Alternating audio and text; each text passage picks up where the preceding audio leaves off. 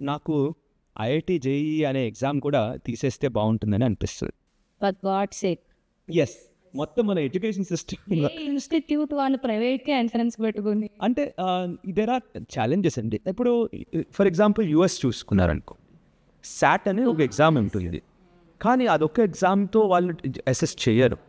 SAT scores ఉంటాయి, essays ఉంటాయి, వాళ్ళ కరిక్యులమ్స్ అంటే వాళ్ళు ఎక్స్ట్రా కరిక్యులర్స్ ఏం చేశారో చూస్తారు, పర్సనల్ ఇంటర్వ్యూస్ తీసుకుంటారు.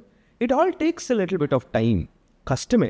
అందుకే 7-8 months ముందరేమో ఇవి స్టార్ట్ అవుతాయి. Yes. 3 years ముందర 2-3 మేము చిన్నప్పటి నుంచి కొంతమంది యాక్చువల్గా ఇండియన్ పేరెంట్స్ అయితే హార్వర్డ్ లాంటి వాటికి పంపించాలనుకుంటే హాబీ ఒకటి గట్టిగా కంపల్సరీ ఒక వాళ్ళు ఏదో నేషనల్ లెవెల్ చేసేయాలి, అది ఒకటి ఉంటుందండి.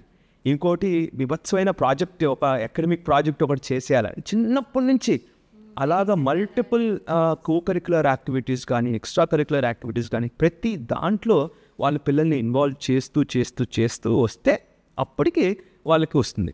ఎట్లా అదే శాట్ అనే ఒక్క ఎగ్జామ్ మీద డిపెండ్ అయింది అనుకోండి, ఇవన్నీ ఎవరైనా చేస్తారా? వచ్చేస్తుంది. ఎవ్వరు చేయరు.